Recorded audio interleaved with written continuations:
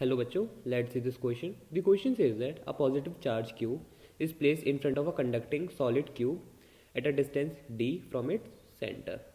Find the electric field at the center of cube due to charges appearing on its surface. ठीक है, इन्होंने हमसे जो charge हमारा अपीयर होगा ऑन सरफेस उसकी वजह से इलेक्ट्रिक फील्ड पूछी एट सेंटर, और इन्होंने हमें कंडक्टिंग सॉलिड क्यूब दिया है कंडक्टिंग। तो हमें पता होना चाहिए electric field in a conductor is always zero, is always zero। ये तो कंडक्टर के अंदर electric field net electric field is always zero.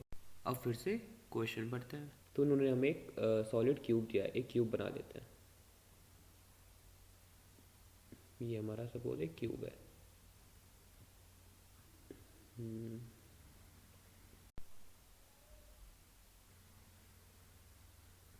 यहाँ पर कहीं d डिस्टेंस पर एक चार्ज रखा है q, d डिस्टेंस पर एक चार्ज रखा है q इसके सेंटर से, ये इसका सेंटर है, एंड यहाँ से एक d डिस्टेंस पर चार्ज रखा है q, ये डिस्टेंस d है।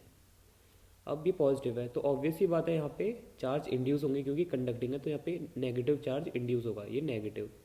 और इससे just opposite positive charge induce होगा, कंडक्टिंग है तो यहाँ पे पॉजिटिव चार्ज इंड्यूस होगा, यहाँ नेगेटिव यहाँ positive.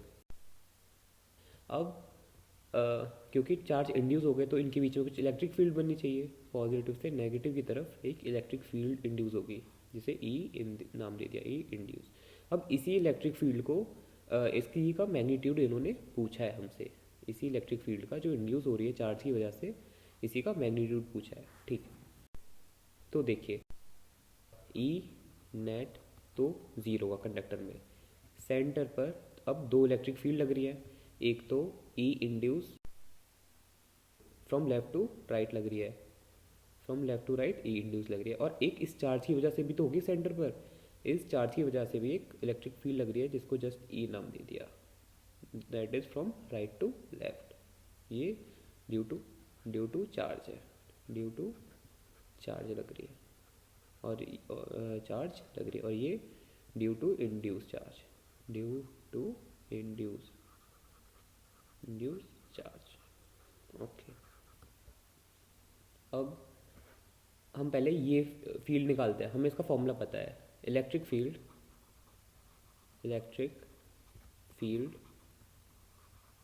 Due to a charge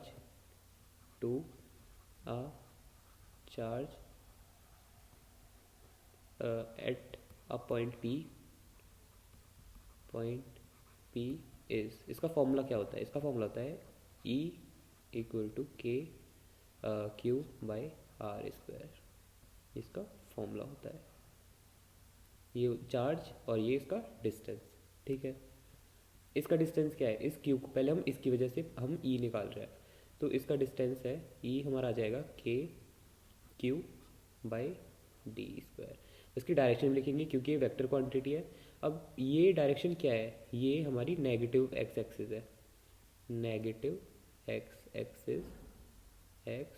axis या फिर इसे बोल सकते हैं माइनस आई कैप, तो इसकी डायरेक्शन होगी माइनस आई कैप। ये हमें दिख भी रहा है, हमें दिख भी रही है ये डायरेक्शन इधर, नेगेटिव ऑफ आई कैप।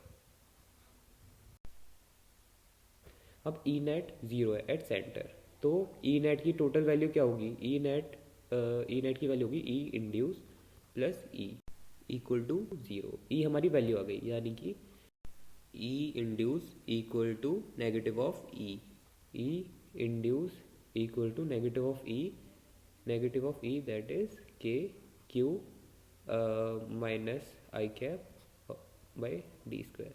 ये माइनस माइनस प्लस हो जाएगा, या फिर ये हमें यहाँ से भी दिख रहा है ई इंड्यूस हमारा पॉजिटिव ऑफ एक्स एक्सिस है, ई इंड्यूस हमारा पॉजिटिव ऑफ एक्स एक्सिस है, ई induce equal to k q by D square I cap, just I cap, हमारा ये सिंपल ई इंड्यूस आ गया। अब इसे हम वैल्यू खोल के लिख सकते हैं, E induce equal to 1/4 pi epsilon naught into Q by D square I cap. So our option is this.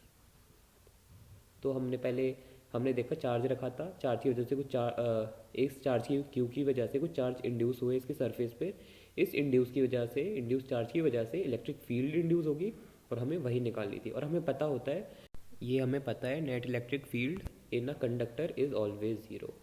तो हमने इसी के बेस पे अपनी ई इंड्यूस निकाली। ठीक है, हमारी ई इंड्यूस आ गई 1/4 pi epsilon naught into q by D square और direction i cap, that is x axis.